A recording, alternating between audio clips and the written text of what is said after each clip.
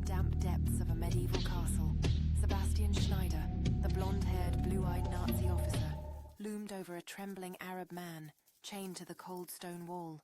The officer's piercing blue eyes gleamed with cruel intent as he sneered, "Tell me where the artifact is hidden," and twisted a rusty iron clamp. The Arab man, trembling but defiant, whispered, "Please do not hurt Huma." Despite the pain searing through him, Friedrich Müller chuckled softly, his voice echoing eerily through the dark dungeon.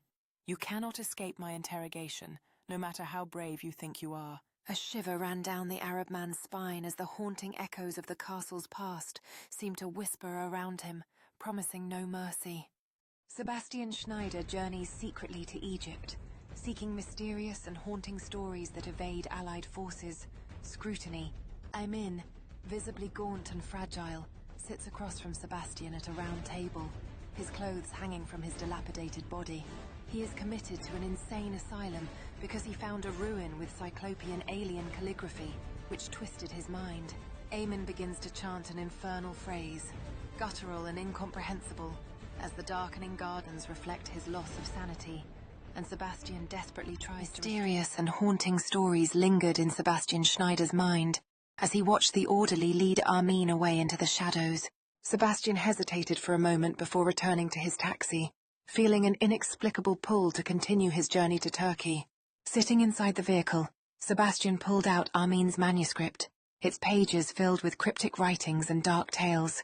As he read, an overwhelming sense of dread seeped into his thoughts, making the words seem alive and whispering in his mind.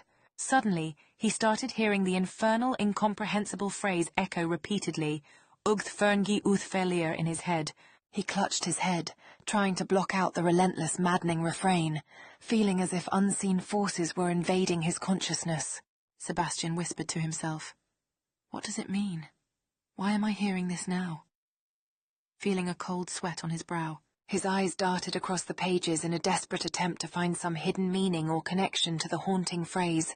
Driving through the dark, lonely roads of the desert, Sebastian wondered if Amin's mysterious manuscript had opened a door to something beyond understanding.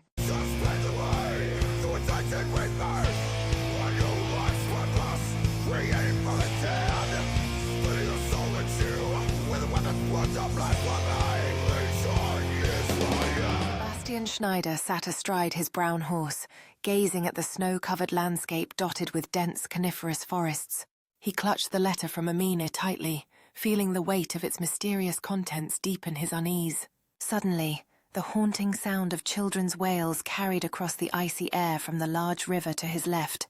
He strained his eyes to pierce the veil of falling snow, but the swirling white obscured any clear view of what lay ahead. Anxiety flooded Sebastian's mind, the sinister phrase "I frengi l'rielik kiv gugkir lefeller" echoing obsessively. The phrase's strange guttural sound seemed to pulse in harmony with his racing heartbeat, fueling his dread. He felt an icy sense of being stalked, tracked, as if an unseen predator was watching from the shadows within the trees. The landscape around him appeared to warp, shadows stretching unnaturally, as though the forest itself was alive and watching him. Sebastian whispered to himself, "I am being hunted by something beyond understanding," as the snow continued to fall in silence.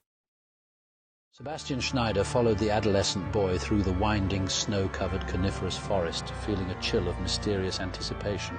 Their horses shied nervously as they approached the treacherous mountainside, sensing the tension in the air. The boy turned to Sebastian and said, "I will wait for you along the forest's edge. What you seek is farther than I wish to go." His voice trembling slightly, Sebastian hesitated but nodded, understanding that the boy's warning was laced with unspoken fears and ancient secrets. The boy pointed toward the mountaintop and said, "It's there, beyond the glare of the snow and sunlight, where the truth awaits," his eyes gleaming. The snow reflected the bright sunlight so intensely that it blinded Sebastian, making it difficult to see the path ahead clearly. The wind howled fiercely around them, pressing Sebastian inward as he pressed forward toward the yawning, cavernous opening up ahead. He muttered to himself, "What kind of stories lie hidden in this haunted place I must uncover?" As he took another step inside the cavern, Sebastian felt an inexplicable coldness and sense of watching eyes, whispering secrets of old Sebastian Schneider stood at the yawning opening of the cave at the top of the mountain. Ancient writings were engraved deep in the walls of the cavernous cyclopean ruin. A burnt altar stood on a central dais that was engraved with the same symbols lining the walls. The writing slithered across the stone surface, crawling along as if a malevolent sentience inspired their movement. A black tattered tome rested atop the infernal altar. The same symbology etched into its ancient cover and pages, Eth Frengi Uthgreleki Feller. The Kabbalistic phrase echoed in Sebastian's mind as he raced from the mountainous ruin. He gripped the ancient tome tight as he ran from the cave. A deep rumble sounded from the depths of the mountain, angry at the loss of its diabolical treasure. Boulders rolled and bounced into the valley surrounding the mountain.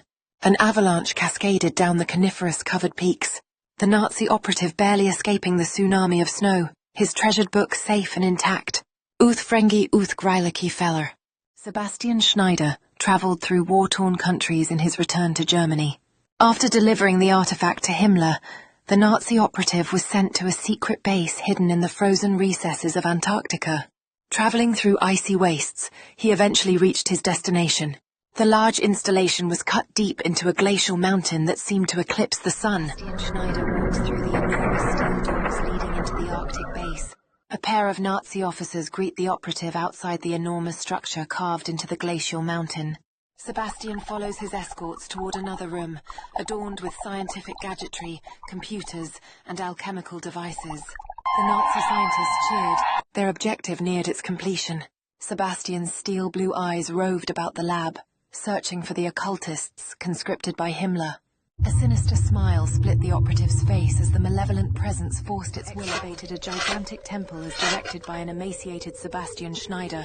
The operative's mind consumed by an inexplicable malevolence. It hovered over him like a disembodied shadow consuming the joy from the air. Occultists crawled on large scaffolding, carving alien glyphs from the ancient tome Sebastian recovered from its hiding place. Others erected an altar central to the 4 pillars connecting floor to ceiling. Steel doors were framed by similar Cyclopean architectural design as its surrounding temple. The glyphs adorning the blackened stone glowed with sinister purpose. Its glow influenced fanatical dedication to Sebastian's direction. The ruined Nazi operative fell to the inexplicable will, claiming his mind. He was given forbidden knowledge beyond human comprehension. Sebastian could not escape its control since finding Sebastian Schneider's voice echoed through the icy chamber as he recited the alien symbols from the ancient manuscript, each word more haunting than the last. The symbols on the pages slithered like living worms, lighting up the darkness with a ghostly glow that sent shivers through everyone present. The infernal altar beneath Sebastian seemed to pulse and writhe as if it was alive, responding to his incantations with a malevolent energy. The operative, trembling, repeated the guttural inflections, desperate to hold on to his sanity amid the growing chaos around him. "What are we summoning here?" one of the scientists whispered, clutching his head as pain seared through his skull. The occultists fell to their knees, clutching at their heads, screams escaping their mouths as the insidious influence took hold of their minds. They clawed desperately at their hair, trying to free themselves from the blackened grip of the symbols, dark power and collapsing onto the cold floor. Sebastian's voice erupted into a manic wail, his tone rising to a screech that shattered the silence like shards of glass in the frozen air. The glyphs surrounding the steel doors carved into the cavern wall reacted violently to his screams, causing the symbols to glow brighter and pulse ominously. Carved into the interior of the Arctic mountain quaked with fury. Sinister light leaked from the cracks in the large steel door. The glyphs carved into its stone frame illuminated the enormous room with its infernal brilliance. Sebastian felt the malevolent presence loosen its grip on his psyche. He stared in horror at the macabre scene. The lifeless husks of the occultists and scientists were strewn about the cold floor, their faces frozen in a caricature of terror. A tentacled horror emerged,